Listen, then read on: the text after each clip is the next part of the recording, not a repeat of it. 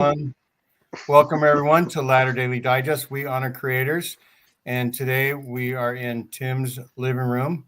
Thanks, Tim. Tim's done vacuuming so that we can all have a nice clean spot. All done. Thank you very much, Tim. And Tim, all the corners. we decided to talk about the new Gospel Topics essays. The church calls them something else. I'm going to talk about that in a little bit. But Tim, you tell us a little bit about what you think about the overall church's attempt at gospel topic essays and why they're whitewash, use more than one compound word. Whitewash is a compound word. Yeah, let me you're see. right. Obfuscation, leaving out facts, written by lawyers. I don't think lawyers had, maybe somebody with training. Yeah. No, the historians are lawyers. Maybe they have some input. An apologist. The mindset. An apologist. It's an apologetic stance. Yeah. They leave out some data, and they are we gonna. Let's talk about the Book of Mormon article, okay? Okay, first I have an idea. Okay. I'm going to share with everybody where these are located, and we're going to see how long it takes us to get to them. And I'm going to add to the stage. Did you want to ask a certain someone to join the panel tonight? Oh yeah, Kirsten. I put in a link. If you can join, come on in. We'd be happy. We need to balance our testosterone out with. Please, women, any woman, come on. Some women. Any female out there. Megan hasn't responded to my text, but I put the show on all three of our channels, and hope for the best. Sometimes Megan is shopping for clothes. Sometimes she's doing grocery shopping. Sometimes she's just out and about doing some other things. So here's a link to where I am right now in the website. So if anybody knows Megan, tell her that we'd be happy to have her on as well. And Kiki, we're talking to you. And Kiki and somebody join. Kinder Kim, just call me Kim.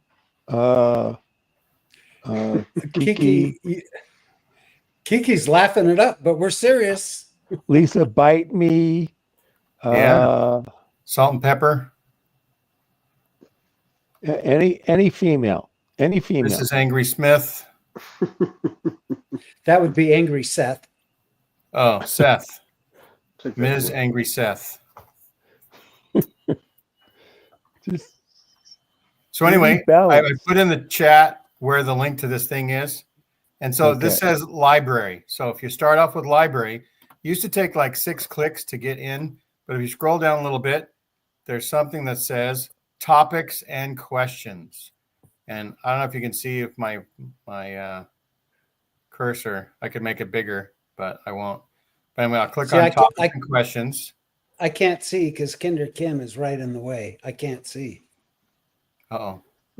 Megan, just kidding. Kinder Kim, we think Megan's at the store, but we don't know for sure. And so She's not picking up. I think hundreds of these topics now. And that's part of what Tim was saying about obfuscation. Wait, I just got a text from Megan. She says, "Sorry I'm late, guys. I'm at the Temple Distribution Center. I have a chance to get some of the new garments." Oh, they're going to find her out.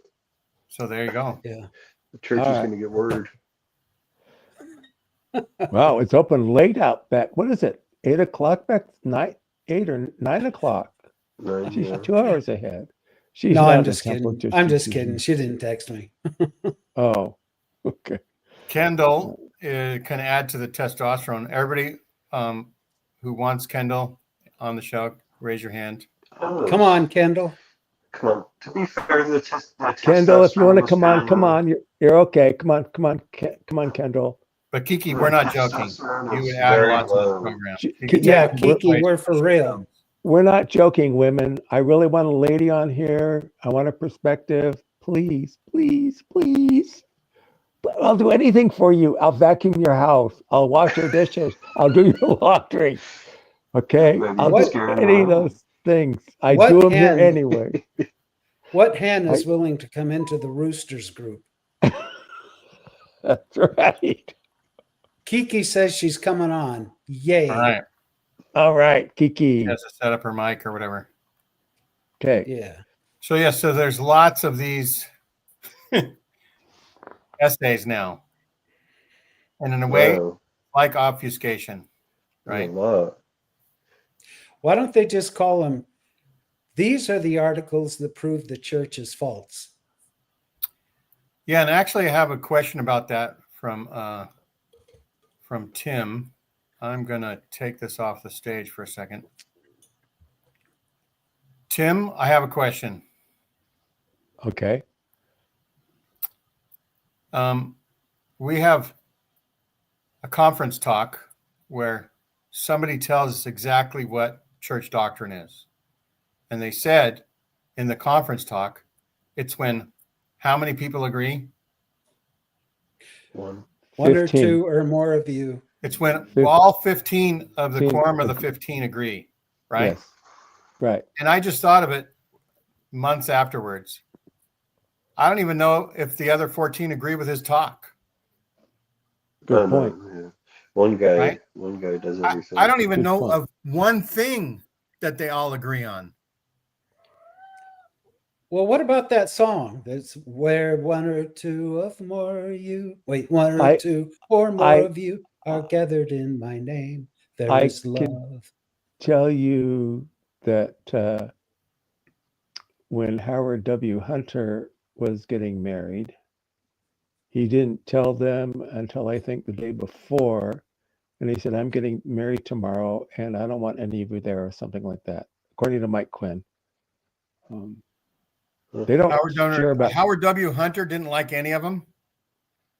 he didn't want them at his wedding. If I remember the story right, I may be wrong. Okay. I'm remembering something that Mike told me a long time ago. Well, he said in a talk or something. I can't remember when it was, but they try to keep their personal things separate from the business. Like they don't talk about their personal lives much when they're together. They focus on work of the church. And he was getting married the next day or something, and he said, "I don't want to see any of you there," something like that. I don't quote. I might be wrong, but that's how I remember it. And Mike and I talked about it a few times, so pretty sure I'm correct. So they don't get along as it's like a business, you know. I mean, they're all we all know what they want. They all want that number one spot, and they're going to do anything they can to get there.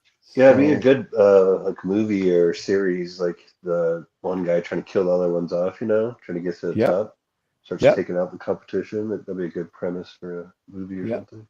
Exactly. Series. You got that. You get great, Trevor. Yes. Yeah, one apostle starts killing all the other ones. Well, that's like the Pelican Brief, where they killed off a couple of Supreme Court justices to get it replaced with who they wanted. If you want to change the government. Brief. Yeah. Denzel Washington plays a journalist. Yeah, great movie. Sam Shepard. Is it Holly Hunter or? It's not Holly Hunter. Julia Roberts, then I guess. Yeah, Julia. Julia is the law student. And Peter Coyote, I think, is the one that gets killed. Or is it Sam Shepard? Yeah. Had 3 pages. So here's an article that we're going to sort of deal with. Church adds 3 new pages to gospel topics and questions. See, these are the 3 that... something on the Book of Mormon translation, Joseph Smith's character, and the practice of plural marriage. They should add 116 pages. Yeah, right. Right. Well, there's at least 116 topics. So which one did you want to start with, Tim? What are some Book of the of Mormon topics? Book of Mormon is the first one. of the three down there. It goes Book of Mormon, Plural Marriage, and then Character of Joseph Smith. Okay. Yeah, that one. That So you one. want to talk about this one first? We'll talk about this one first. Okay. Are we going to read it? I guess we could read. I'm really going to let everybody else read it. Because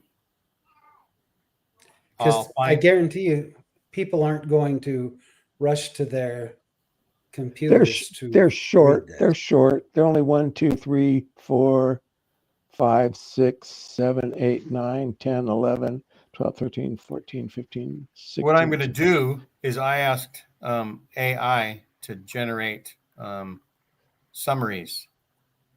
And so I'm going to read the summary. Okay.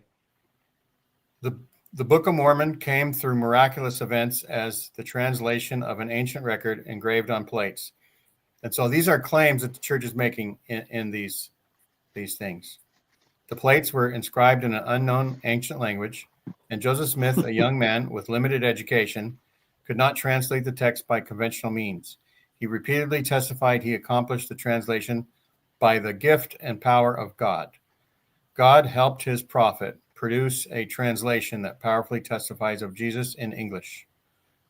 And so I'm reading this, but this is what the summation is of what the church is saying. These are claims the church is making. Eyewitnesses described two different stone instruments Joseph Smith used. The interpreters described as a pair of clear stones set in metal rims, sometimes called spectacles, buried with the plates, and a separate seer stone that Joseph had discovered earlier. These objects could be used interchangeably. A few years after publication, both instruments were sometimes referred to using the Old Testament term Urim and Thummim.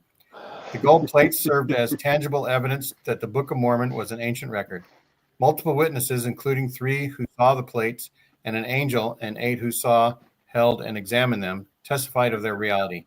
The translation process was fast, with almost the entire book dictated between April and June of 1829. And so what do you think about that so far, Tim? Half of it's false. Some of it is false. Some of it is incorrect. Okay. So let's pick apart some of it. Okay. Saying that the seer stone was referred to as Urim and Thummim prior to the 1834 publication of Joseph Smith's History and the Messenger and Advocate is incorrect. Yeah, it was only when the trial came, right? When Oliver No. Cowdery was on the stand. No. Yeah, I think you're right. Around that time. Yeah. Somewhere around that. Yeah. But it wasn't until they wrote his History and the Messenger and Advocate, it did not become, they weren't called, in fact, nobody knew. He didn't really say how it was translated. Mm-hmm. Most people just said he used the seer stone in a hat. Yeah. But then they knew it all.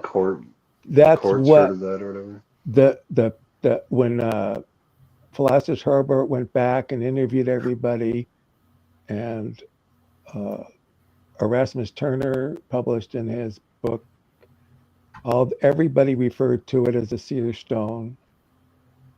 And in somewhere in minutes,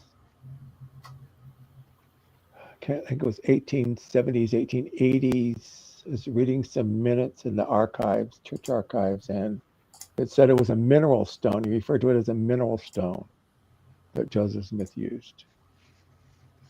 So that's much later. But they refer to it more mostly as a stone rather than the Urim and Thummim. Yeah. So 1834, that's when it becomes canonized. Well, not canon. You know, the first time the public hears about his story, his first vision story, and the story of the Book of Mormon, how it came forward, and the priesthood. That's 1834, if I remember right. Messenger Advocate. Before Jean, that, I'm sorry. Jean, could you give Kiki a link? She's looking for a link to come in. So I put it in the chat for all 3 shows. Put it back in the chat.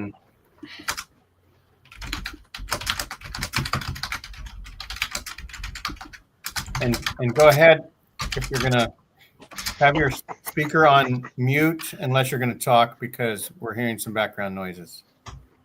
Someone's Okay. tapping on the computer. Yeah, are we on the page that's the newsroom or the actual Book of Mormon translation page? The Book of Mormon translation article.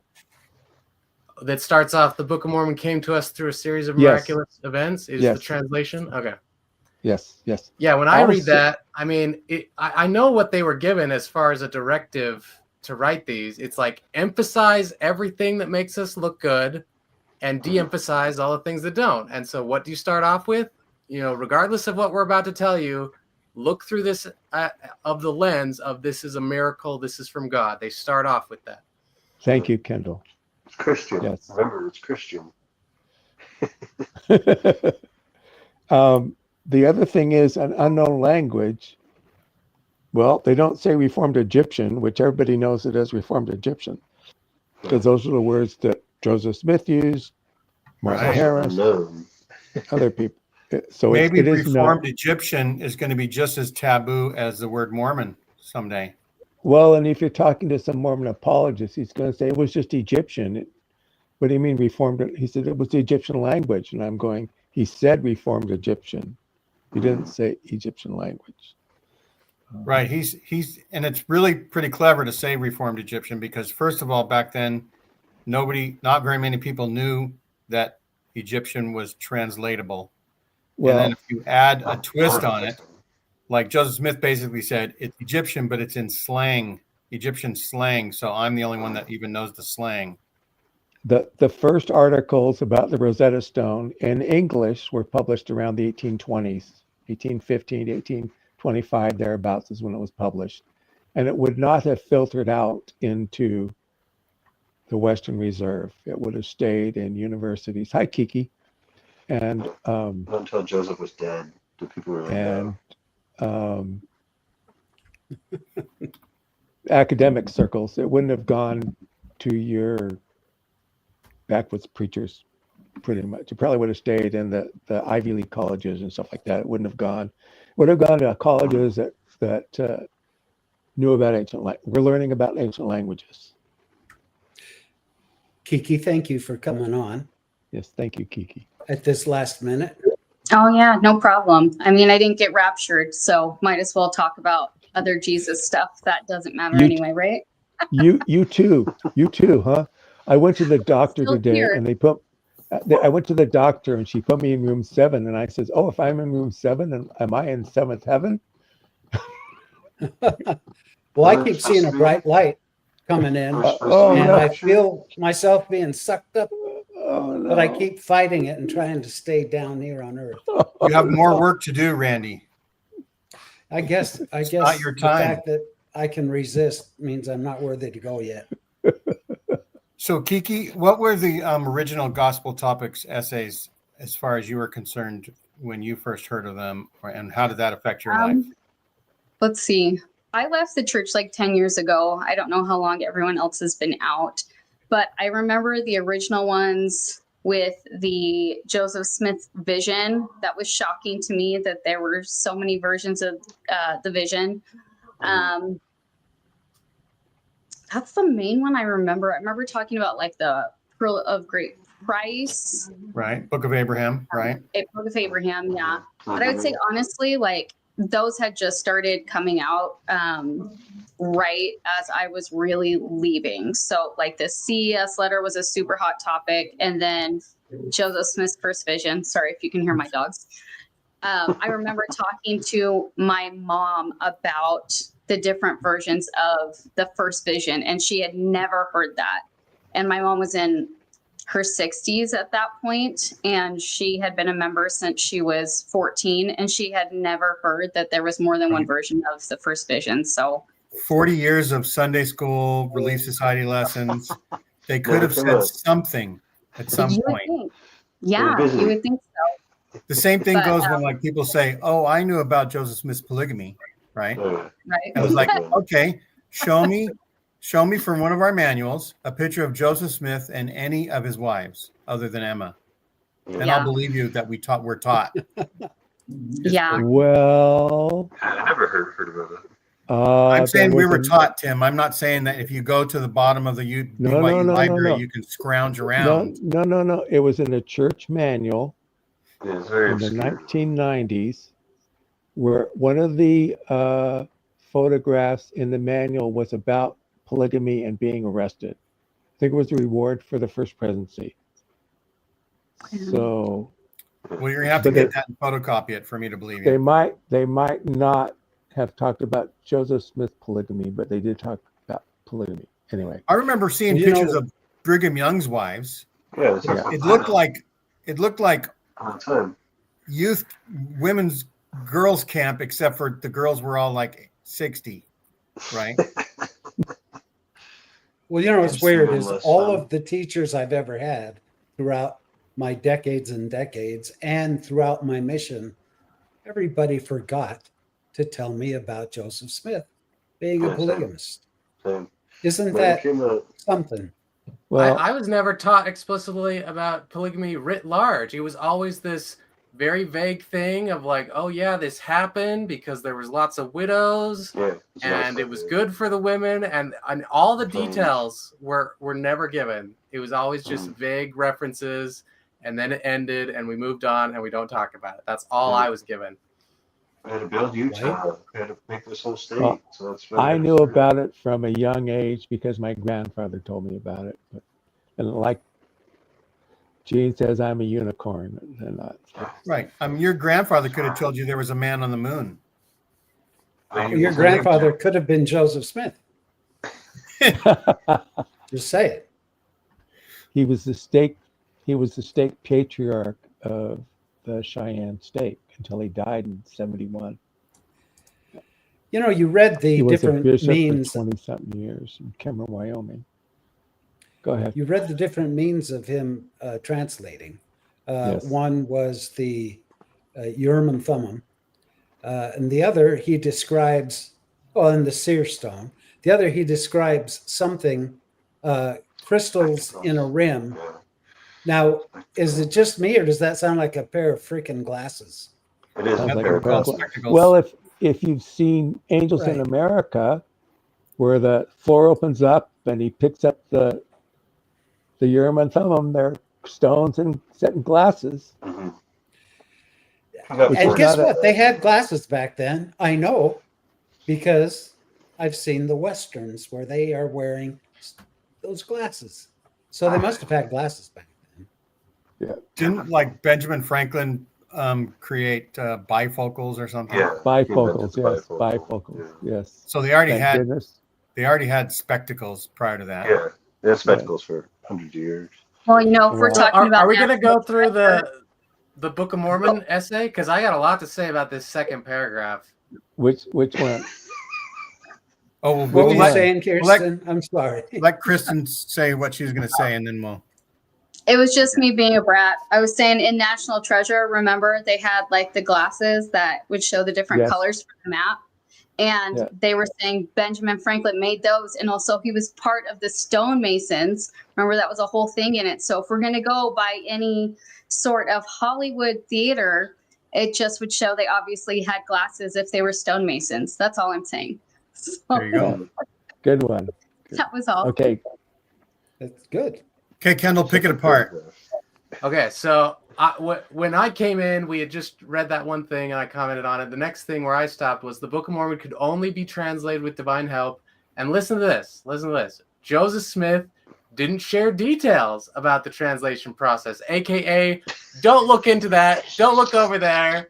Like the details we have, we don't like, so it's not significant. Well, in the Book of Mormon paper that I wrote, let me see. Where's my Book of That's the Mormon Book of Mormon paper that John G. Turner references. No. That's another paper. Another No, paper. this is the one that I wrote. That I wrote, and John Welch put his name in front of mine to take credit for. A Book of Mormon translation. You go beat him up. It's okay. I got We'll paid just do for it from memory. That Joseph Smith told the quorum of the 12 when they were called, and it's in the quorum minutes, that it was not necessary to know the coming forth of the Book of Mormon, the process. It's Oh, yeah, almost yeah, I like, remember that. hey, it's Yeah. a magic trick, and I've sworn to my magician friends not to reveal my tricks. Well, remember the story of all these people gathered together, and Hiram brought it up to Joseph, like, "Hey, tell us that story of how it was translated again." And then That's right. Joseph was like, "No, we're not supposed to tell you." That's right. It's It's just obviously- say it's by the gift and power of God. That's it. Yeah. Joseph said, by the gift and power of God. Yeah, that's the What? ticket. What was the Tuesdays with story Tim again? is powered by the gift and power of God. Yeah. That's right. Take And then that, it true says, believers. this means we don't have a complete understanding of how the miracle of translation occurred. So, in other words, we don't want to explain it because when we try to, it makes us look bad. But the next sentence Yeah. is what I think gives away the whole ball game. Uh-oh. It says, the text of the Book of Mormon came by revelation. In other Revelation. words, Yeah. we Yeah, have it's huge. officially, Huge. and in the church's own words, we have officially put the Book of Mormon, the keystone of the religion, into the same category as the Book of Abraham, aka everything about its source and origin is wrong. It was just a catalyst.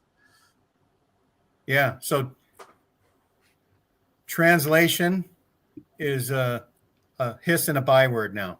Yep. Yeah. There was no Yeah. translation. They go to great pains to de-emphasize that and say he didn't talk about it much. It wasn't that important. All you need to know was that it's a miracle. But then, to their credit, they at least are clear of what the result is it was revelation. It was not a word-for-word translation, despite all the accounts of the people who helped him in the process and saying that he would look in the hats and it wouldn't go on until the right exact words were written down. All of that is now fan fiction. Mhm. But to their discredit, they still won't admit that the plates weren't right there. Oh, but I they found were. They were nothing that covered. says- They were covered in a cloth. Don't you know? Yeah. Emma moved them once or twice and Right. could feel them. But is Right? there ever a Yeah. time where like a revelation about a real thing that happened before? Like, did any of the scriptures, did they ever say, I had a revelation about Jesus, this thing he said? Like, you don't have a revelation about a past event that actually happened. Like, that doesn't even make sense. You know? It's Yep, like but then their narrative continues. Look at the next sentence. The Book of Mormon itself reminds us that the Lord speaks unto man according to their language, according to their understanding. And then it lists, like, look at all these good things the Book of Mormon does. It testifies of Jesus Christ. It shows that God works through man. It's a witness of the Savior. In other words, they spend a little time setting up what they need to set up of like, okay, the way it came to be was not a big deal. All you need to know is that it was a miracle and it came through revelation and it gives you good things. There's no there past that. Just focus on the good of the Book of Mormon. That's all we want you to do. Like I am amazed at how like meticulous they are at trying to get people to only think about a narrow number of things and do not look beyond that. Don't worry about it. all Don't that worry money and about where they effort came goes. from. All the effort goes into the spin and to the people. Well, they keep on emphasizing God. You can know through the Spirit by praying about it. You know, every single paragraph here pretty much points to the gift and power of God. Well, they do for surprisingly they make reference specifically to he used a small brown stone, commonly called a seer stone. I mean, how many Yep. decades was that excommunicable offense to mention that? I don't know if it ever was. Depends All, who your bishop all I was. know is it's in the earliest literature, anti-Mormon literature is, like I said, Erasmus Turner, Philastus Herbert, E.D. Howe, you know, they all mention a stone. It's only in Mormon literature that it becomes a Urim and Thummim. And actually, that's not even what the Urim and Thummim is. The Urim and Thummim is a breastplate that has 12 stones on it. And the priest would ask questions about a certain tribe or something, and the stone for the tribe supposedly glowed. It's been a while since I read up on it. It's like a magic 8 ball. Yeah. So Yeah, the but it- Liahona was what I think of as a ball with like a compass thing, Hmm. but it was the Urim and Thummim that it was the breastplate with the bejeweled breastplate. What did they call the spectacles? There was a name for them. Yeah, they're interpreters. interpreters. Interpreters, is that what they called Yeah. them? Yeah. Yeah. So Joseph called them. That's not a biblical thing. That's just a Joseph That's not thing. biblical. That's what he called them. That's all because he went with a different seer guy, and the seer guy said, "I see the spectacles." So then Joseph had to add the spectacles. It was something that was kind of forced onto him.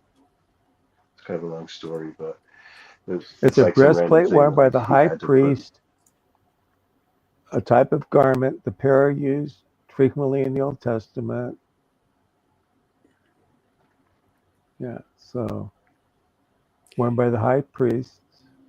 And in the essay where they treat that, they say, you know, well, there's similar things that were used in ancient times for prophets, and again, the conclusion does the same thing the previous section does. Is all you need to know is this is proof that Joseph was a prophet, because there's all these weak connections that we want to emphasize. And it's not true at all, because the only thing in the Bible is the Urim and Thummim. There's nothing else about scrying or anything like that. That's right. Yes. Yeah, a better explanation, this is what I always go back to, is you look at all the facts, not just this narrow window that the church wants us to look through. You look at all the facts and you ask yourself this question: what explanation best matches all the facts? And the best explanation is that Joseph used frontier occult magic. He was very versed in that. His whole family was versed in that. And he was just doing that. And this other thing came later and he shoehorned it in. And he wasn't a prophet till after he wanted to make money and do it in a mass money-making scheme, I think. And to appease the Mormon atheists, Solomonic magic is not the same, according to him, as folk magic. Anyway, we'll just put that in there for you, Derek. Solomonic magic. Okay, you happy now? That's right. A fan of the show. A fan of the show. Also known Derek, as the Mormon atheist. Mormon atheist. Has been touting a theory he has that not only just most of what Mormonism has said is a lie, but almost every single thing they've ever said is a lie. Yeah, the next section is a perfect example. there. I think we should read that part in full. Who wants to read why has church artwork depicting the translation focused on the interpreters rather than the seer stone? Who wants to read that? I think it's a gold mine of deception. Where's Kiki? The damn artists. Where's Kiki? Kiki went away. Damn artists. It might have been a different type of discussion that Kiki was, or maybe something just happened that she had to back out. Where is it? So I'll read it. It says, many early church members were familiar with Joseph's use of seer stones, but for much of the 20th century, published accounts of the translation relied on sources that focused mainly on the interpreters buried with the plates. Memory of the seer stones faded among many Latter-day Saints, and artists and narrators depicted the translation based on this partial understanding of early church history. In recent decades, the church has worked to provide carefully researched and more complete historical accounts of church history. This expanded understanding helps artists more accurately depict the miraculous story of the Book of Mormon's translation, portraying the use of the seer stone as well as interpreters. Right. Yeah, I want to go through every sentence of that. Many early church members were familiar, aka we know what the original people said about it, but it was freaking weird. And so the next sentence, for much of the 20th century, published accounts, aka the stuff we would allow to be told about this, The focused official on history. sources, that mainly focused on the interpreters, because that was less weird. Yeah. And then The memory people of we the pay. seer stones, because we have actively suppressed it for decades, faded among Latter-day Saints. I mean, it's just mind-boggling Yeah. A how former they church are historian, obscuring the truth. former church historian, Tim Rathbone's friend, Joseph Fielding Smith, even Right. said in answers to gospel questions, I believe, that why would God allow Joseph to use an inferior translation method when God Yes. provided the Exactly. superior things. So superior. he said, I don't even think that even happened. And now it's what everybody says happened. And he knew it. Right. He knew it. He knew it. Oh, crap. My phone's going to die. Yeah. In recent decades, the church has worked to provide carefully researched and more complete historical accounts, aka we're going back to the original story that we suppressed for so many years. Because the Tanners got the real story out there, and we had That's to cover exactly right. Well, That's not it. just that. It was there before the Tanners, but they were the ones who. I guess Well, we'll that's tell what I'm the saying. truth now. They were telling people the real truth. They were Mhm. just doing research, right? Oh, yeah. Research. So anyhow, What's that? You mean let's basic move on to research? the next one. Yeah. What is the next one? Is The it the next character essay? Joseph Smith? Okay. The caricature. Wait. Hold it. You're talking about polygamy? Or No, a different essay. So Joseph Smith's character, it starts off with on the evening of September 21st. A new essay we're moving on to. Something happened to our feed through Megan's channel.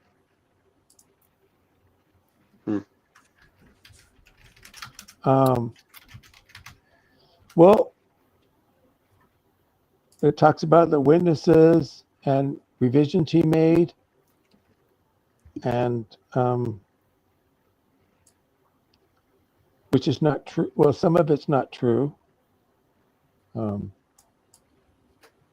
We know that some of the witnesses denied their testimony. Oliver Cowdery, later on, they don't talk about that. And it talks about the revisions. They come up with an apologist answer for white delightsome turned to pure and delightsome. They claim that it was pure and delightsome in the printer's manuscript. And I can tell you personally, from having had a copy of the printer's manuscript, and you can find it online, it is pure and white delightsome. It is not pure and delightsome. So he made changes to the 1837 edition, but he didn't change that. The 1842 Nauvoo edition, I think there was an 1844. I think there were 3 editions when he lived. And some of these changes says that they're minor. They are not just minor. They're very significant about changing God and the Son of God and things like that, which are too many. There's over, I think, 1,500 or something changes, and some are insignificant, but a lot are significant. And then it goes off. There are other shows that have gone through point by point. Yes. And I was just thinking we can, in general, just talk about our feelings. What's your feeling, Randy, about this essay that we were just talking about? Well, I think that very similar to what Kendall said, they are in a rush to go back to the old narrative that they were keeping under wraps, instead of just coming out and saying, hey guys, guess what? This isn't exactly like you've been taught. There's some changes that have come along that we've learned about through historical research, and we think you ought to know what these changes are. Let the people make up their freaking minds instead of always trying to control, to manipulate their thinking. Right. And I Give like them how the it says, facts. at some point that the church is being more transparent about things, which means that they were being less transparent, right? Bingo. That's what that really means, right? Just like Well, if somebody's a few months shy of their 15th birthday, they're not 15 yet. They're 14. You had to go read Dialogue or Sunstone or Journal of Mormon History, study other books. You had to go other places, anti-Mormon literature, quote unquote, to find these things. You had to go outside of the manual. Like I was in a lesson once and somebody was quoting W.W. Phelps, I think, about something. And she only quoted part of the statement. And I knew the statement by heart. And I said, wait a minute, what about the rest of the part? And I said the rest of the part. She says, well, that's not in the manual. I says, but that's what it says, and it changes the whole meaning of what you just said. And she says, well, it's not in the manual. I'm only supposed to teach what's in the manual. Don't you know that? Anyway. That's right. I had a teacher once that was new to the church, and he was teaching gospel doctrine to the young adult class that we had. And he taught by the manual, even to the point where it said, turn page. Oh, wow. Because he didn't want to stray from anything. So the second thing that's talked about is polygamy. Well, it's actually Joseph Smith's character. No. Okay. All right. Fine. From the news article we're sort of going by. And so, first of all, I think it's interesting that they wrote something about Joseph Smith's character. Well, it's the shortest of the 3 essays, too. You know what I mean? You know how these things work is they go to focus groups and they ask them things of like, hey, how can we improve our image? What are the problems? And Joseph Smith character comes up enough that, they want to say like, okay, we're going to address this problem so we don't have this problem. We're going to answer it and you should be satisfied. That's their goal. So Kendall, give us like 3 or 4 quick things about Joseph Smith that we know that would sort of make people wonder about Joseph Smith's character. Well, they mentioned some in the article, but again, they're doing the same thing that they're doing before. They're framing it in such a way as to downplay it. Like they mentioned, for example, where is it? Look at this. Look at this. He was the defendant in 21 criminal cases, but they downplay it and say, again, such weasel words, many of these cases resulted from prejudice against the Latter-day Saints or false allegations. AKA, same thing what they were doing with the Book of Mormon. There's no there, no need to be alarmed. We're the victims, and it's all good here. But if you read between the lines, let's read that again. But Many of these cases resulted from prejudice, not all of them. Yeah, so historically you could say things that make him look bad are, how about marrying almost all the maids that came into his house? Yeah, polygamy is not mentioned in this article. It is absolutely omitted, like the plague it is. Yeah, so they're not saying the real bad things about his character that people are clamoring about, right? If you marry children, that says something about your character, right? If you make money before you publish the Book of Mormon, and by committing crimes like using a seer stone to treasure dig, right? That was a crime, and that says something about your character, right? Yeah, and look at the way they talk about the crime of destroying free speech. They say, quote, they believed they were acting legally to suppress what they felt was a public nuisance. I mean, talk about giving them every benefit of every doubt, despite, contrary and condemning evidence. They go out of their way to say, okay, the facts condemn us, the historical record condemn us, so we're just going to focus on their intentions and hope people don't notice. You know what it's like, and please don't read any politics into this, but let's say hypothetically we had, a president who continued to break the law, continued to have violations mount one after the other. What do the people, all of his followers, say? They come up with these dumbass excuses and, it's just that political party is trying to belittle him because they don't like him. That's exactly what's happening today. Yeah, it's called motivated reasoning. And you don't ask what I stated in the beginning. What you should do is what explanation best matches the facts. No. That is anathema. You can't do that. You say, what is the conclusion I like? What is the conclusion I want? And I'm only going to mention the things that back that up. They are straining at a gnat and swallowing a camel. That's talent. Right? That's lots of talent. So even this one little section that's on, did Joseph Smith pay his debts, right? Because that... No, he declared bankruptcy. That is He something. declared So bankruptcy. in the first paragraph, the last sentence of the first paragraph said he succeeded in paying off many of his debts, Many. but others were That is unresolved at the obituary time of too. his murder at age 38. So what does that say? Oh, if he just had time, he would More surely have time. paid all his debts off, right? More Yeah, he time. paid off the little ones at first. He Yeah, paid he would off have the paid little back. ones, and then he died. Yeah, we would have gotten back to paying Martin Harris back for the Book of Mormon. He was running out of time. He was busy. He had 20 We more won't years. talk about John Goodson and others burning all the Book of Mormons on the banks of a river on their way to England. Yeah. Yeah. That was the 1837 edition. So yes, they mingle their words with some references, Right. Yeah. and then they make Just really other claims that they can't really back up for sure.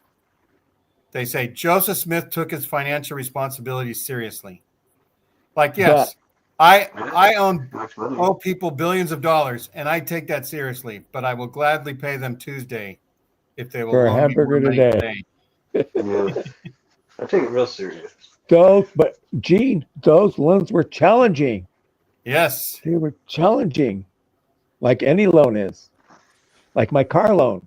I pay my car every month, and I pay my insurance every month. So Yeah, they omit so much, and they try to reframe what they do have. It's garbage. It's pretty much worthless for any other goal other than to further obscure and put yourself in the best light so that people will like you. But anyone with critical thinking can see through it. I mean, look what they say in one of the last sentences.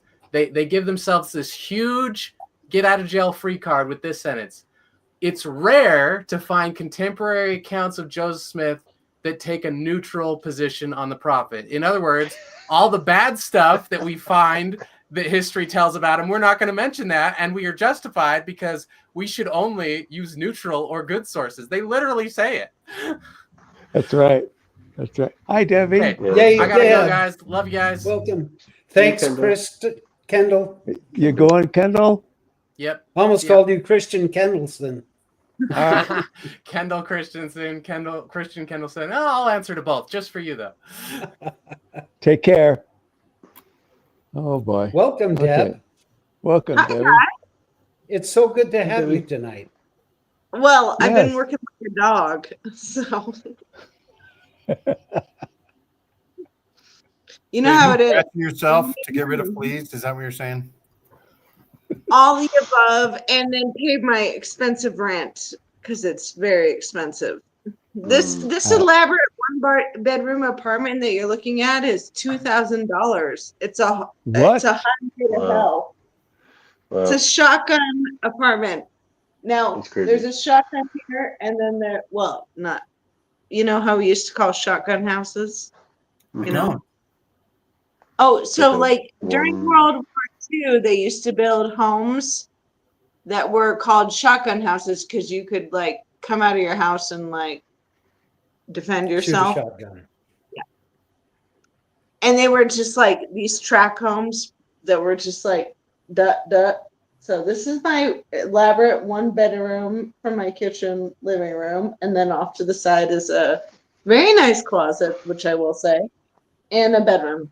And then And all this for $2,000 a month. It's yours. Wow. So yeah, Deb, that's why I have to work so much. what do you think about the Wow. church releasing these new essays, just in general? You know, the church has always been disingenuous, and they're always behind the the truth, I would say. Meaning, like, they try to justify, like, with even like racism. They were like, oh, but we had a revelation, when they were obviously racist. You know, oh, we had a revelation, when they're obviously bigoted towards LGBTQ. You know, that. So I really feel like they're being disingenuous right now, and I want to know why, because we haven't seen them apparently in October we're going to have a conference, and they're going to say, "This is why, brothers and sisters, we are going to scream." And this sweet girl is going to come on with her Relief Society voice and reaffirm it. It's so bullshit. Like, I'm so tired of Mormon church. Like, and I told you guys, like, I get tired of talking about it, but I really feel like they have a political voice because they have so much money, and especially in Utah. And there's a lot of power grabs going on right now, and money can buy you anything. And so I'm kind of like questioning a lot of narratives about who is what and where we are. And that's just my personal opinion. I don't want to make it political, but I'm just kind of like, I would never send my kid to a Utah school ever. And that's why my kids don't live here with me, is because I saw the indoctrination happening really quick, even in their school system during COVID. And when I saw the online shit, I like literally my in-laws during COVID, they came and I was like, take my kids, like take them to St. Louis. Like I literally was like throwing like, you're going with Nana and Papa with like no clothes. Like, and for some reason they showed up. They were like, what's going on? And I was just like, get my kids out of Utah. And they were like, why? And I said, because Utah. I don't like what they do to people here, good or bad. I think whatever side of the spectrum you land on, meaning you're this or you're that or you're this or you're that, there is an agenda here. And if you don't follow the line, you're not going to be okay here. Now, I've amazingly been okay. I'm fabulous. Thank you. always, Debbie. You're always fabulous. Darling Debbie is My deliciously kids are also fabulous, but I'm not with my kids because you think this $2,000 looks like my $1,400 a month like mortgage payment that I had to give up with 4-bedroom house and a half-acre of land. Oh my goodness. No, it doesn't. Yeah, it's crazy. I had to sacrifice, so I did it. Wow. Go Deb. Hi, Diamond Dave. Yo, what's going on, guys? We're talking about the three of the new church essays. I did not know about those, so that should be interesting. Actually, Okay. Me neither. Okay. We talked about Book of Mormon translation. Now, are we done with Joseph Smith? Yeah, let's be done with Joseph Smith. Okay, Was let's there any go to like Pearl. major change? What do you mean major change? Like from the last essay, like it seems like it's kind of just little tweaks. So like any big groundbreaking. Well, they do. Well, yes. There is one groundbreaking paragraph in this essay that we will get to, that is directly pointed at polygamy deniers. But before we get there, begins with talking about the Bible and the Book of Mormon teach monogamy as God's standard, unless he declares otherwise, which is true in both instances. But in specific cases, he said to do plural marriage. So from 1840 to 1890, which is not quite true, the church practiced polygamy. We could go back to 1832 or 34, and we can go all the way up to 1925. But they don't want to go there in response to Revelation. And the Church of Jesus Christ of Latter-day Saints taught the practice of plural marriage, also called polygamy. And it says 20 to 30% of Latter-day Saint men and women and children live in families and practice plural marriage. And I did the statistics on how many people practice polygamy in Nauvoo and before Joseph's death and after Joseph's death, and I can't remember the numbers now, but I have it somewhere. So, was it elite people? It was all elite, yes. They were all Yeah. elites, yes. Thought about digging it up, but maybe it's here. Let me see. Well, while Tim is digging, Yeah. Diamond Dave, how have you been? How's the married life? Pretty good. You okay? Looks like it's treating you well. Yeah, another day in paradise. So Nice. Almost literally. Marriage. Yeah. That's a good. yeah, it's been pretty good.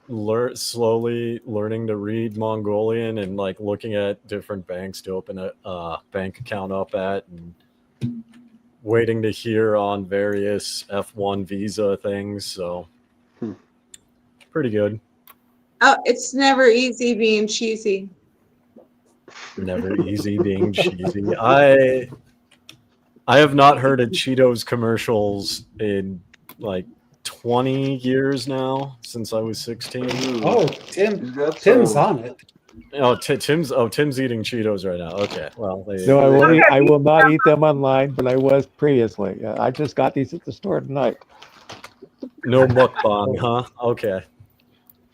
They have Cheetos. Hell, I'd eat them over there? online. Yeah, so I'm just working on my YouTube channel, updating thumbnails, doing all that sort of stuff. So Well, it sounds fantastically hard work and fun.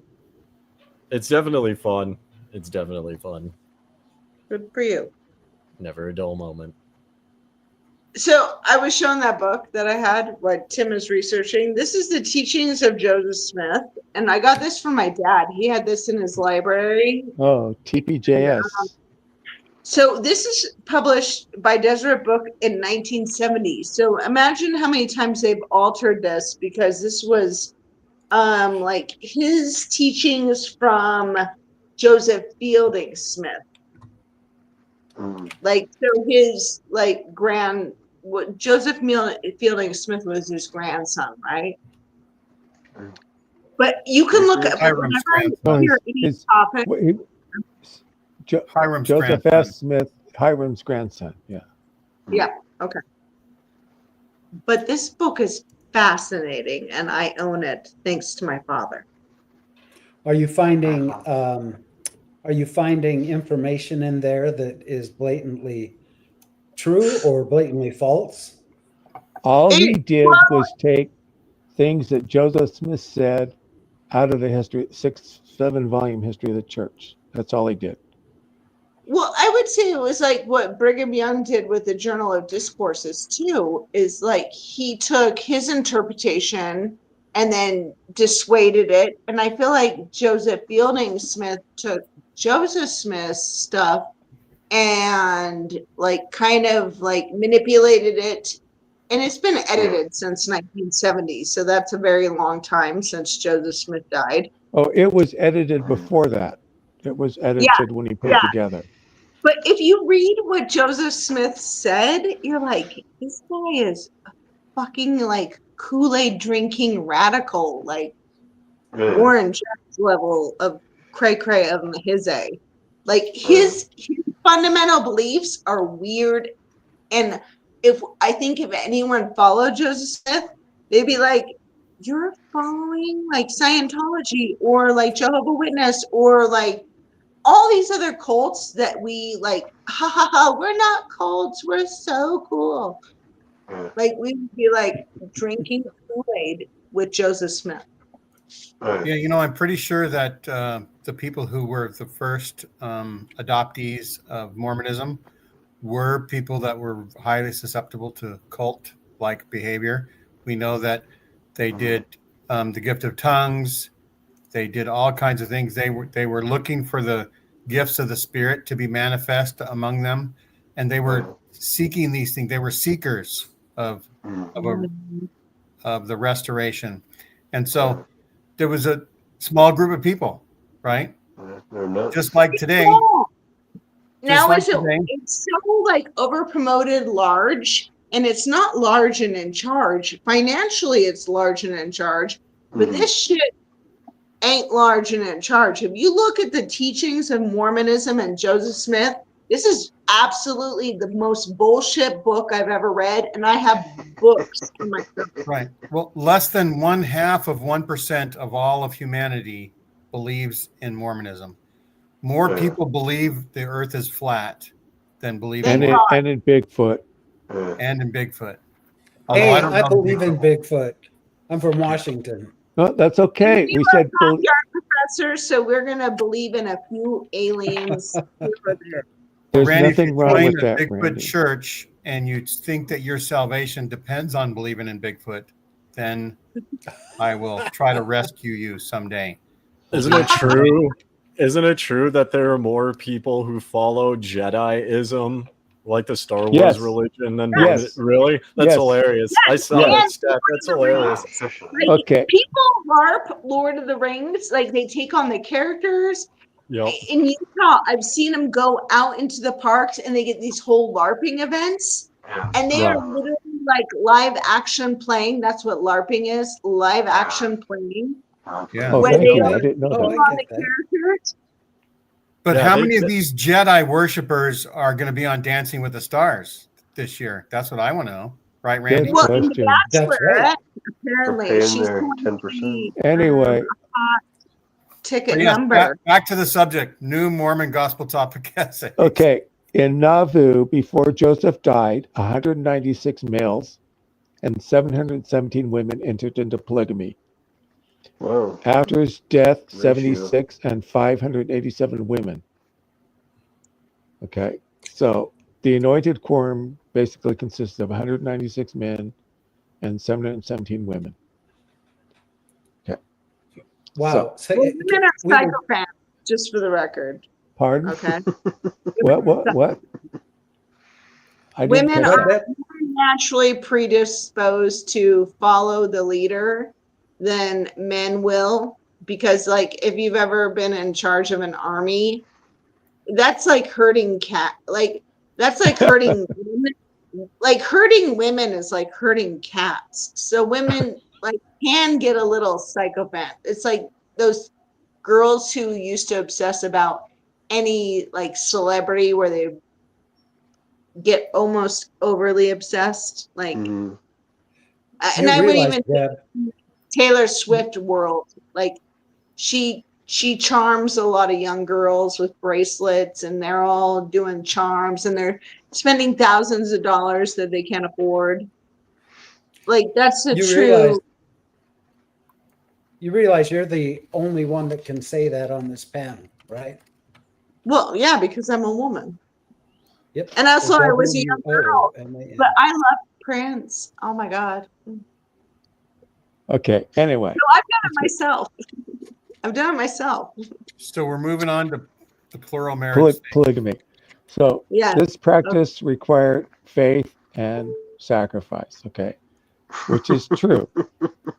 You know, Yeah. why are you laughing, Trevor?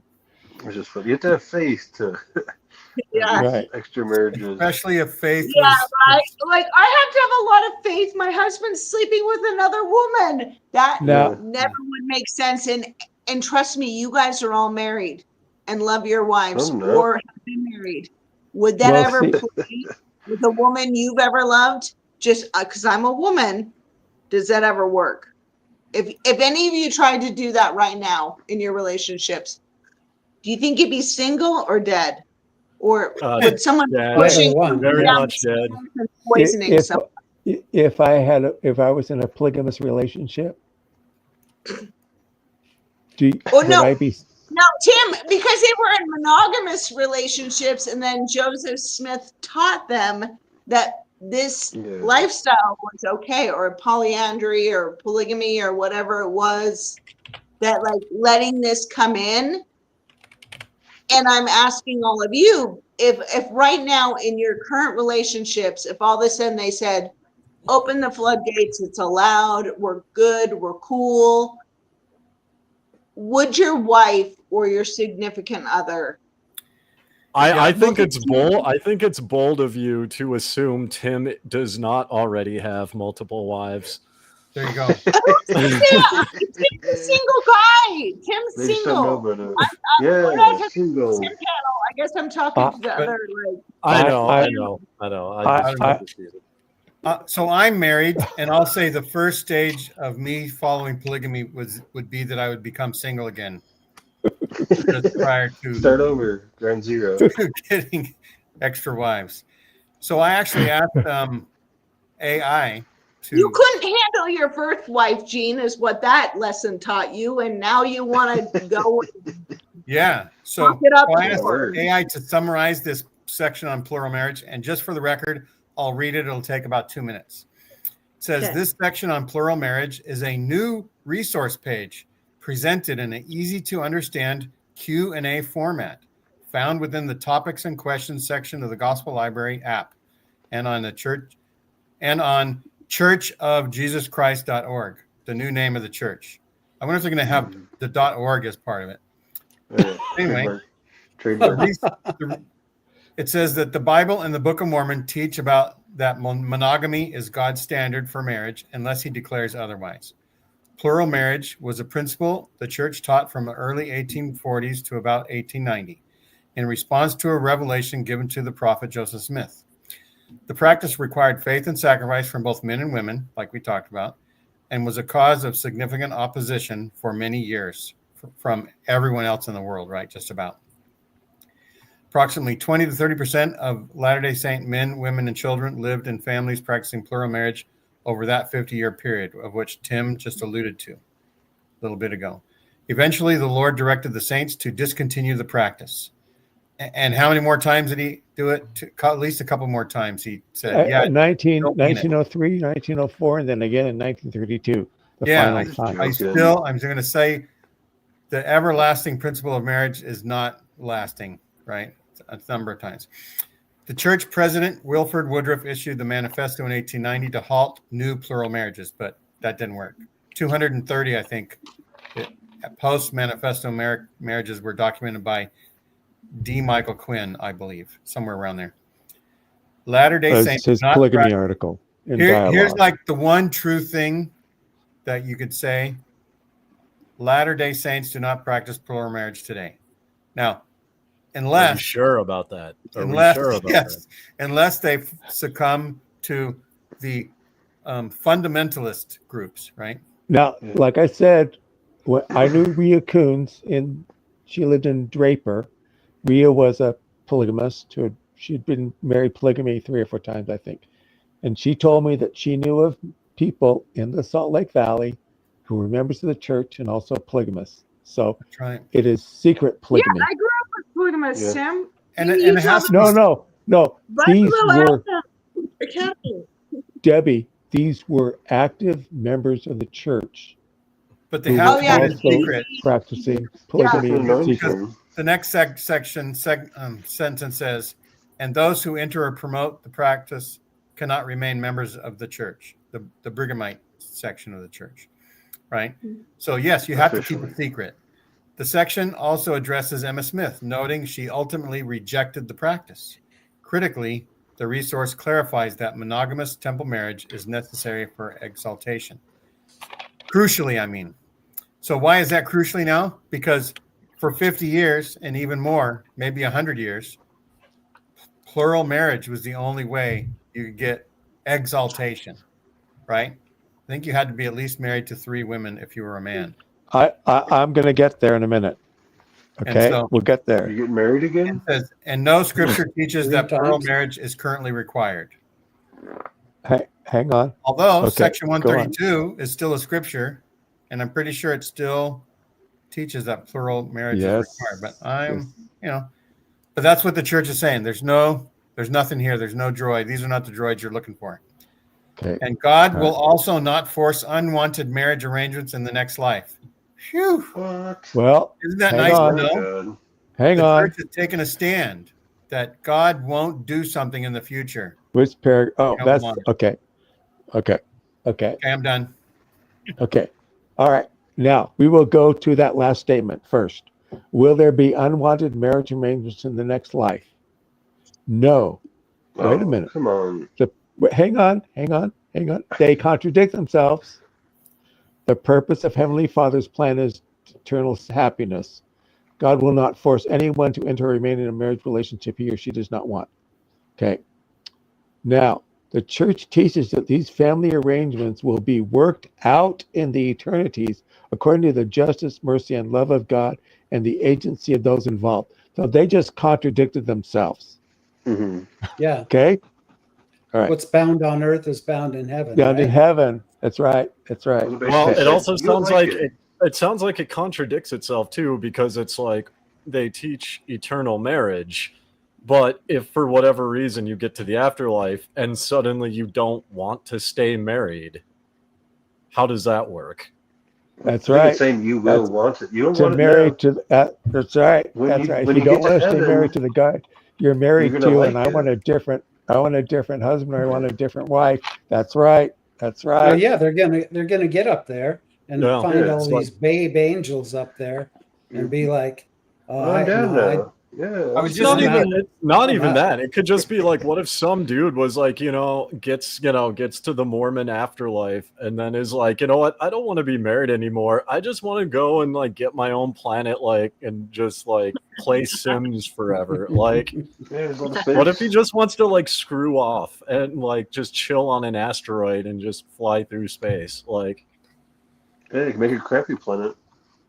plus, you know what? Up That to just you. reminded me that when you talk about that which is bound on earth will be bound in heaven.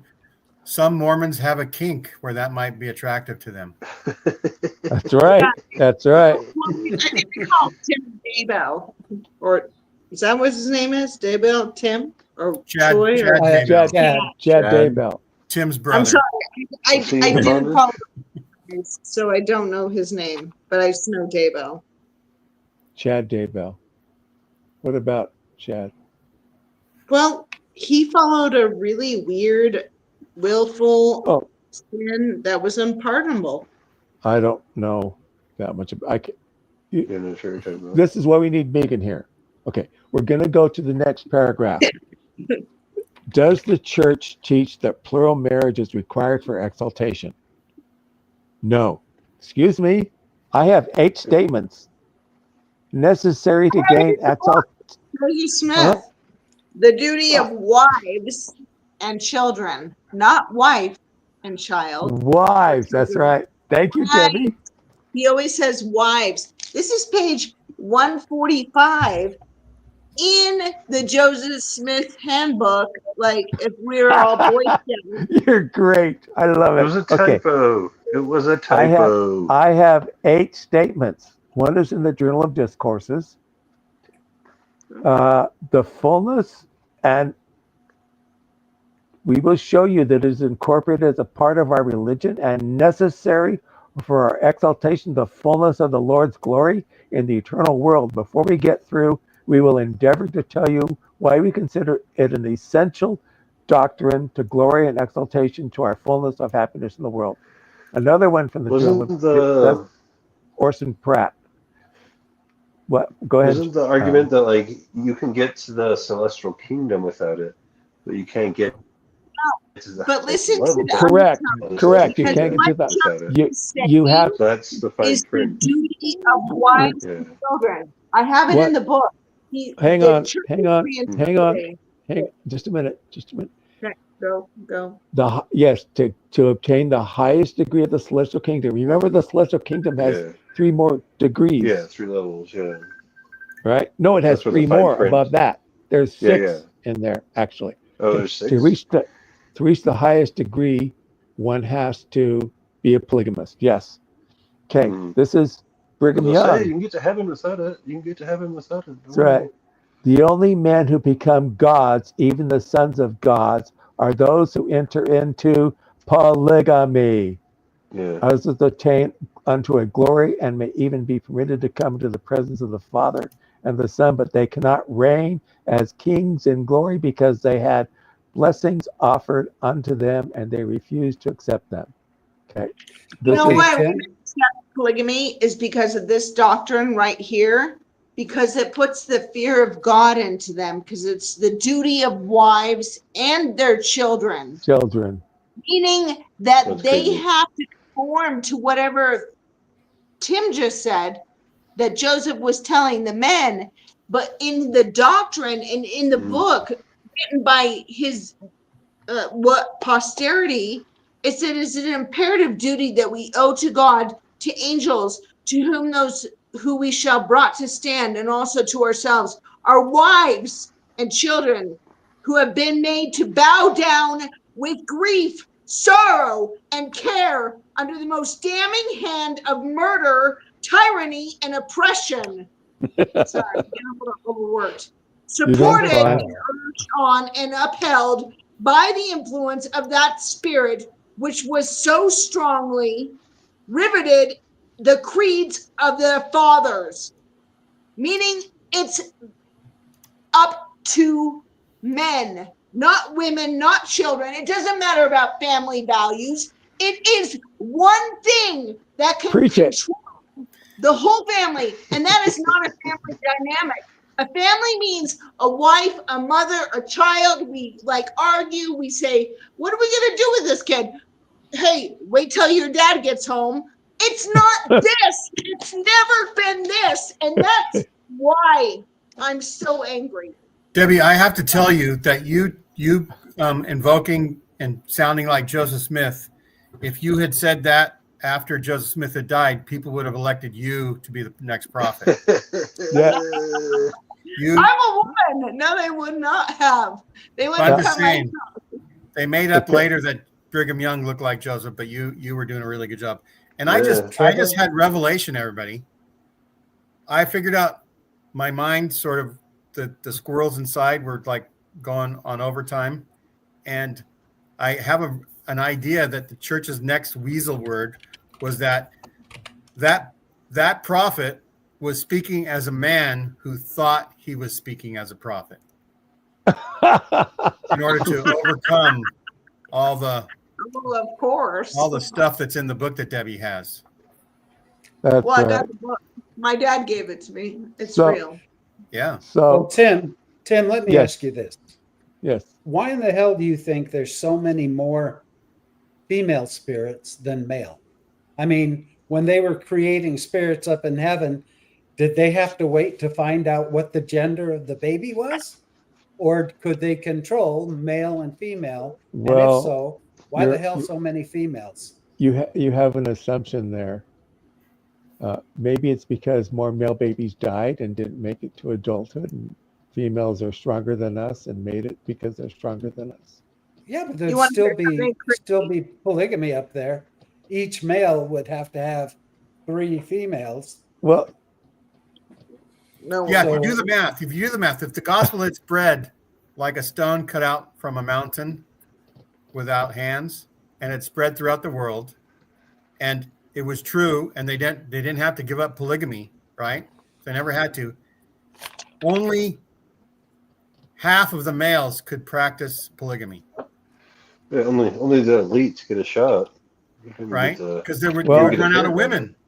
Yeah. That's why they didn't tell everyone. That's what I'm saying. My grandfather wasn't elite. Both my grandfathers who practiced it were not elite. Yeah. Well, I mean, roughly. Yeah, but I know what you mean. Anyway, so William Clayton says he learned it from him, and Joseph S. Smith. Some people have supposed that the doctrine of plural marriage was a sort of superfluity or non-essential to the salvation or exaltation of mankind.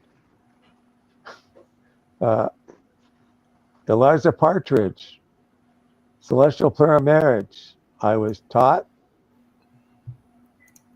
Well, anyway. Yeah, it's an essential to salvation. Every single one of these quotes. Doctrine of plural marriage upon the same principle of salvation and exaltation. So they lie.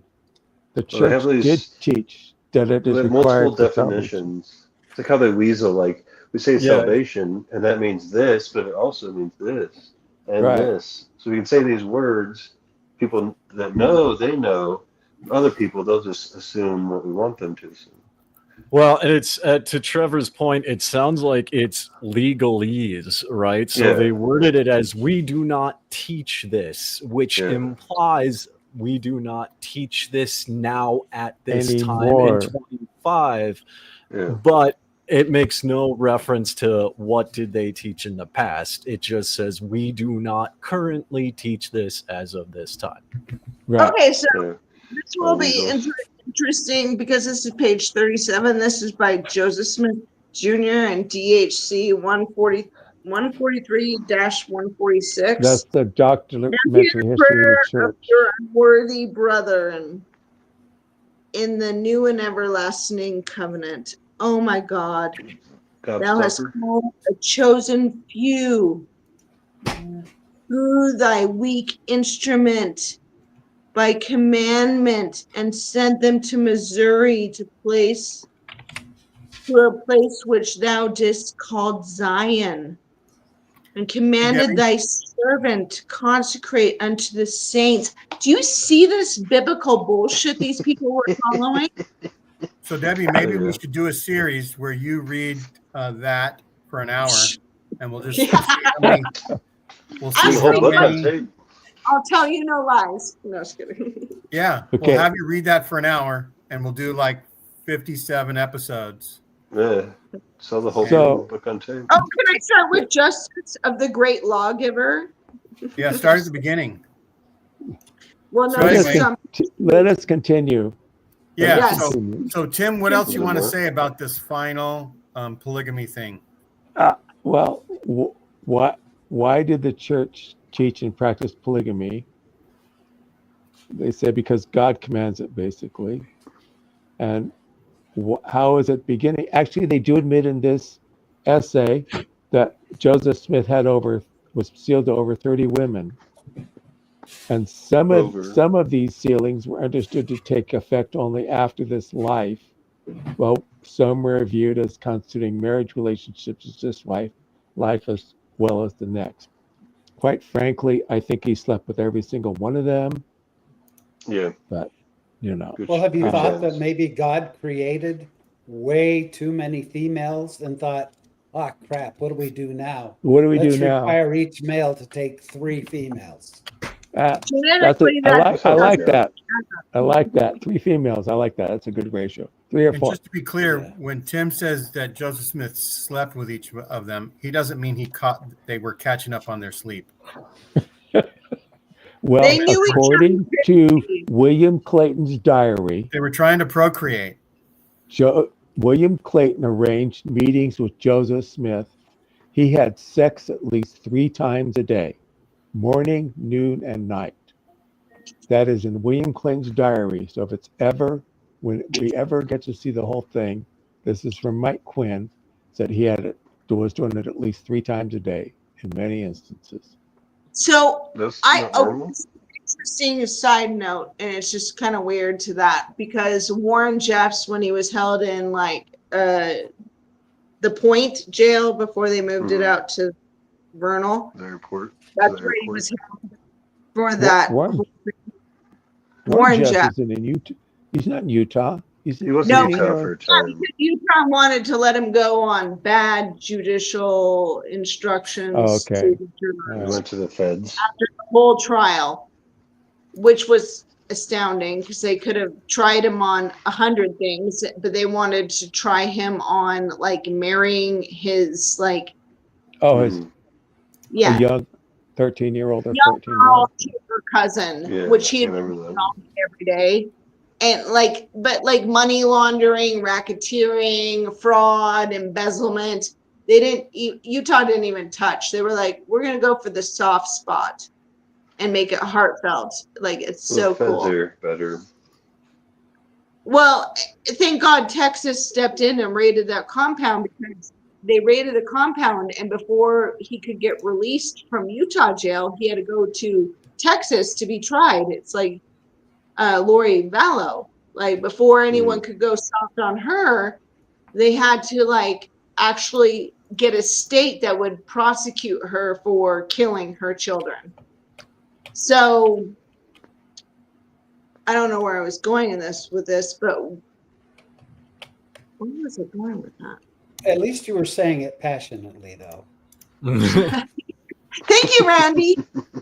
I think we were talking about something about polygamy, and I was like, you could have charged him on polygamy because back in the day it was a felony, and he had been married to 65 wives. Okay, we go there. Right. Right. Joseph Smith thought bigamy meant he was a big person because of it. A big me. He was a big It was- me. It was real big of me to marry all those young girls. So, Biggie me. He's a Wendy's and fan. and it refers people back to the plural marriage in Kirtland, the Nauvoo essay. And then the next one is, did Joseph Smith practice plural marriage, or was it introduced by Brigham Young and others? This is directly pointed out the polygamy deniers or monogamy affirmers or whatever the frack they want to call themselves now. Joseph Smith introduced the practice, not Brigham Young. Credible contemporary sources document Joseph's practice of plural marriage. And the footnote there is William Clayton's journal, Isaac and Sarah Scott. Anyway, a bunch of stuff. And the Nauvoo Expositor as sources, William Law's journal. And that's and a big others. one. Why is that so big, important that they're using the Nauvoo Expositor as Because it's an anti-Mormon source. because the whole thing was the expositor was destroyed because they were spewing lies. That's right. And that's He why burned Joseph that Smith, down. That's why he was in the Nauvoo jail. Duh. like many, no, you mean not Nauvoo, Carthage. Later, many faithful men and women who knew of Joseph's practice of plural marriage gave sworn testimony of it. Rather than deny this historical practice, we can apply the principle outlined in seeking answers to gospel questions to help us better understand it, which is, of course, another circular argument back to their bullshit or fair marriage. Okay, and what did Emma know about Joseph's practice of plural marriage? Well, I think when we get Clayton's diaries, we're going to learn a lot more than what Emma knew about it. That's right. She suspected a bunch, and we really don't know because there aren't a lot of sources. All we have are later sources for Emma from the 1860s and 70s, where she denied it and she says he didn't do it. I think she's just living in cognitive dissonance and doesn't want to admit the obvious. She kind of reminds me of what's the Jeffrey Epstein? What's her name? Like Ghislaine, like the Ghislaine. Giselle Maxwell. She's like the Ghislaine Waxwell of the story. I didn't traffic children to my husband. I didn't groom them for his sexual satisfaction because I didn't really want to have sex with them. But I like the money and the power. What weak instrument? What do you mean weak instrument? They make pills for that. She's saying that if your instrument is weak, they make pills like Viagra. Yeah. Oh, okay. I'm not paying attention to the chat tonight. Come on, Tim. I thought you just had that thought. All right. Got a message from God. All right. Okay.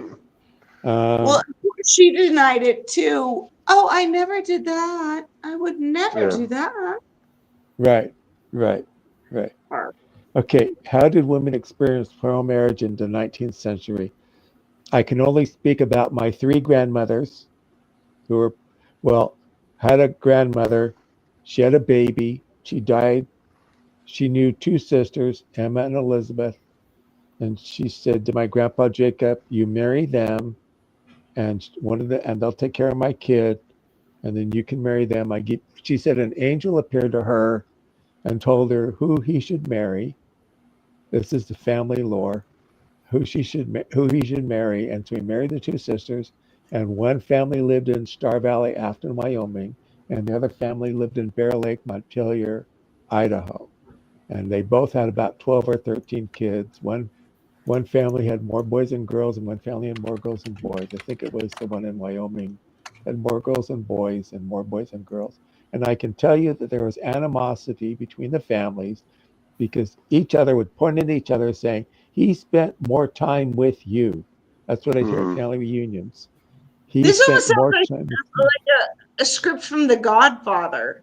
Like, like Corleone family, like, and the horse in the bed,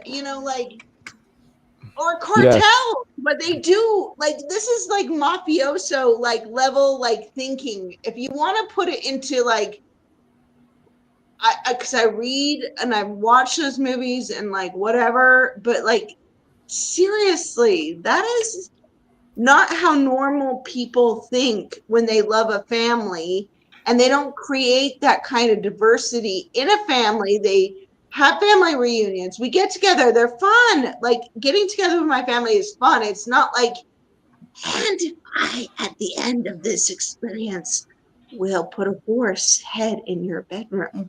It's not like that. It's almost like, right? Am I Right. wrong? Please tell me I'm No. wrong. When I So read okay, it let me from Tim's finish. version, I'm like, Let me finish this thing about that Tim brought up. The how did women experience? It says some found happiness and fulfillment while others struggled. Some women reported that plural marriage was lonely and difficult. So there is plenty of things that we can look to in order to see how everybody thought. And then the last question is, how did plural marriage end in the church? And it says evidence suggests that only about 200 plural marriages were performed after the manifesto. For 100 years, Tim, how many marriages after the manifesto did the church fess up to until D. Michael Quinn listed them all? Zero, right? No. Yes. Until his article and dialogue. Yeah. Zero. Yes. Yeah. So it didn't happen until D. Michael Quinn said, "Oh yeah, it did," and then they're backpedaling. I have in my genealogy, Rick's College, named after my When were they married? When were they married? Were they married before? They were married for 20 years before he took on the second wife, which was my grandmother, a Scottish immigrant who was 19. What year? So he had 5 children. What had a year? wife, and was sent to a mission in New Zealand. Yeah, but what year did your grandma get married? What was it after 1890? Oh yeah, it was like, because my grandpa was born in 1902, or no, 1912, and I think they were married in 1902. Okay, he's a post-manifesto marriage. 12 years after the manifesto. My family name is Smalley, S-M-L-E-L-S-M. It looks like smelly. It's very smelly. No, Okay. The whole history is there. And Miriam Ricks is why you had this prestigious family in Idaho. College. And that was his first wife. My grandpa's dad was prestigious until he became a polygamist. And then it like went downhill because they went into hiding and they were doing all this bullshit to try to hide that they took on this second wife because they got married in Canada. He married the 19-year-old and then had 6 kids with that wife, which is my family, my mother's father's family line. So yes, it totally existed, and I grew up with this, not understanding it. I'm like, well, if we didn't do this, but then we go to family reunions, and they're like 2 sides of the family. Like back in the day when I was early growing up, like family reunions, all of them got together, and there was like a he side and a she side, and I realized exactly. I didn't even know about, like 2 doors down. It was so weird. It was weird as a kid. Okay, so yours is an example of a post-manifesto polygamous marriage. Absolutely. Well, we know the last one probably took place in 1925, according to Mike Quinn, in the Logan Temple. So that may have been the last plural marriage performed, and it was in 1925. And in 1932 was the final manifesto. J. William Clark insisted on it, but they drew up a document ending polygamy. Tim, how many of the elite families got to do it in secret, like my bloodline? I don't know. Because I'm apparently related to every Mormon prophet but 2. My mom did her genealogy. Well, okay, because when John Taylor and what's his name was excommunicated. The 2 and the 12, Taylor and can't remember the other one. They still perform plural marriages up through the teens, and like I said, 1925. So I don't know the number. I don't know if anybody's done a study on that. But. Well, I think the thing we got closest to the study that went so far off the mark, like we're talking 1800s to like 1980, is the Pace letters, where they were saying there's elite covens that do these things and practice a certain way that is abnormal and abhorrent to church practice, but they get away with it. Yeah, probably. So, For the record. yeah. I don't know if anybody's published the numbers on that. I'd have to look into that. I'm following a really he's a graduate student in research, and Randy knows how I like to research. This guy has got me almost like licked. No way. No way. Well, because he does deep dives that I can't do because I've already like skimmed the surface, and I'm like, oh, I can't even look that far into this because I'm a woman and it hurts my soul. And he's a man, and he's like, I'm in a deep dive. It's called LDS abuse on X.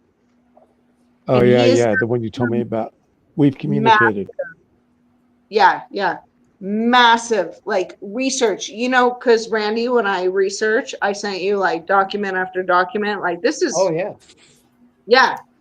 Like he In does that kind abundance. of research. It's not like me and you and all of us like talking in a panel, like, well, my family did this and I read this in a book and we all like have an opinion. No, like I value that because I take an opinion and then we'll research it. This guy has done the work, and dude, floodlight. Okay, I've got the numbers. I went to Chat GPT. And he started doing interviews. He started doing interviews on YouTube with a few ex-Mormon podcasters, and I told Gene we need to get him on. Wow, no kidding. Okay. Or someone needs to get him on his channel. Like, and I don't think John Delen's the kind of guy that can handle this guy. Because he's Shots too. fired. Oh, I told them they should get in contact with John.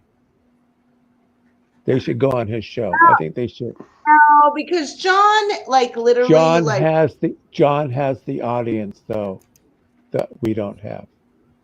but you know what? It's not about who watches you. It's about truth. And I feel like truth should be told, because John even was posting like today on Facebook, like, oh, don't make this channel too political. It's not about that. And I'm like, you're talking about Utah and politics and something that happened in Utah versus with a political affiliation.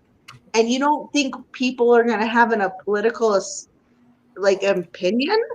Like, and you interview people to ask for their voice and their truth and their vulnerability, but you can't handle the truth. I was kind of like, John, you're sounding weak sauce right now. Like right now. Okay, I don't know, but this guy is such a no-name. Okay. Well, we're off on another subject. I like Let's go John. back. Let's go back to where we were. Okay. We can. Okay. According to Chat GPT, there were 1 to 200 at 1890 to 95, 1895 to 1900, 50 to 100, 1890 to 1910, 2 to 400, 1890 to 1910, 50 to 100, 1900 to 1920, 50 to 100, and in the 1920s, 50, approximately. By So, document. 500 to 950 in Mexico and in the U.S. Were But when in it was post at manifest. Tempest, it was totally undocumented human labor and sex trafficking before it was became a state. So we're talking after statehood. This was now apparently documented, but there was a whole territory of this going on, of this behavior. And I want to point that out. Well, that was territory time.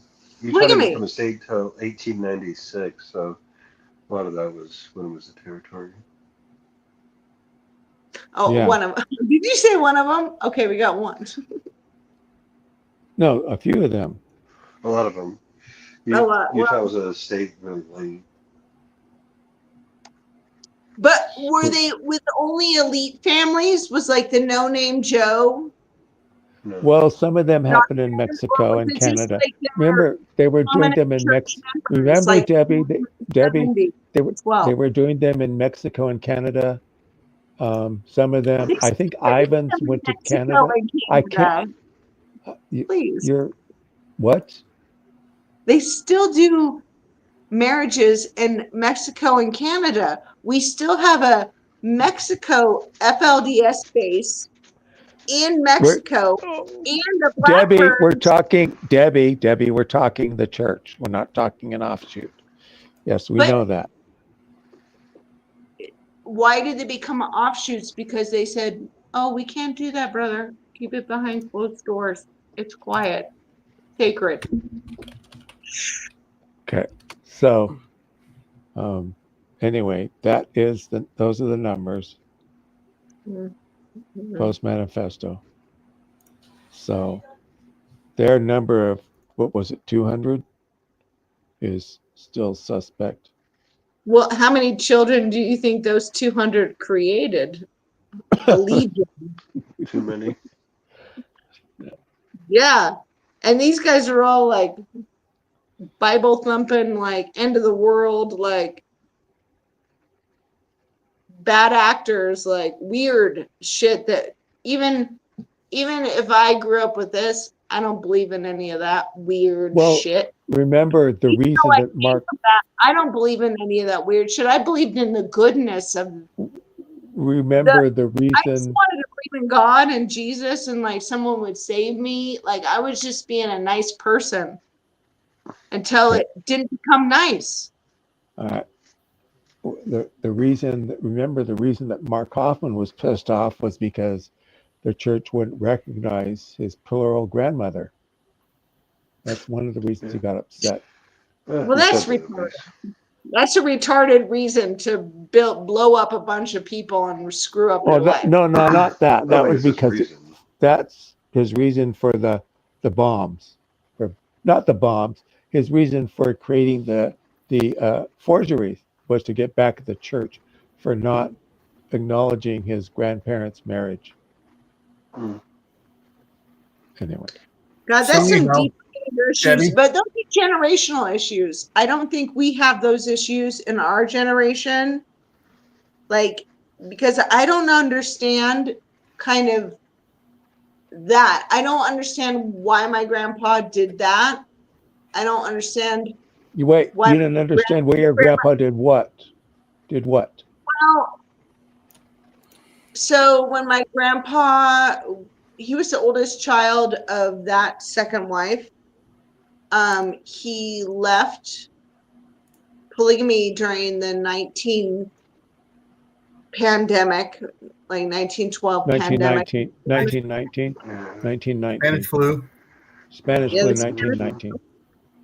And the polygamous wife said, because you went to school, you brought home the flu and it killed his mother. And she told him it killed his mother. And she was resentful because then she had to raise those other like wives' children. And he was the oldest. And he left the whole community at 13 and started working on the railroads. Like, what kind of life is that for a 13-year-old boy? Wow. Pretty typical for that time. Well, Yeah. that's Still bad. Though. Pretty bad, but typical for that So, time. so Yeah, anyway, yeah. just Child a labor second, was Debbie. so typical and accepted. We Debbie? love it. Debbie. Yes. So I'm gonna tell everybody thanks for watching, and we'll end the Yeah, show. Debbie We'll have that. ranted on her We'll have the other after work. show still going, but we thought we'd talk about the new Mormon Gospel Topics essays and just have our way with them. So much better than this. Let's just say that this was wrong. Apparently, No, that's much better. that's better. That's more honest than this is. Right, but it's right. But anyway, there's lots of bad throughout the Mormon history, and part of what podcasts are doing is shedding the shining the light of truth, right, on right to Mormonism bad past.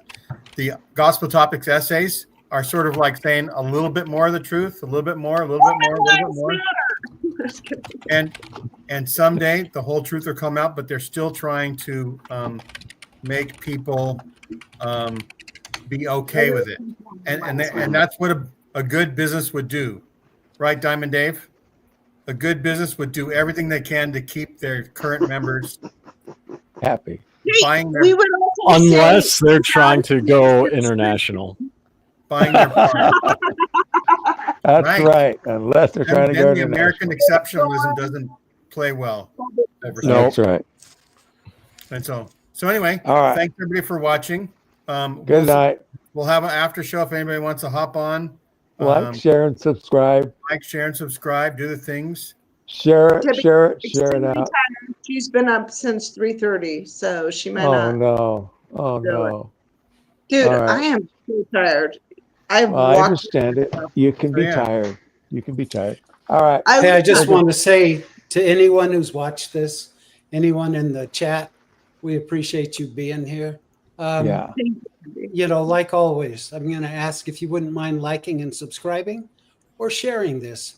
This has been a kind of a lively discussion about church history. And for those of you who enjoy that, I'm Dave. We need you. We're glad that you showed up. And Dave, we're glad you showed up. And Deb, we're glad you showed up.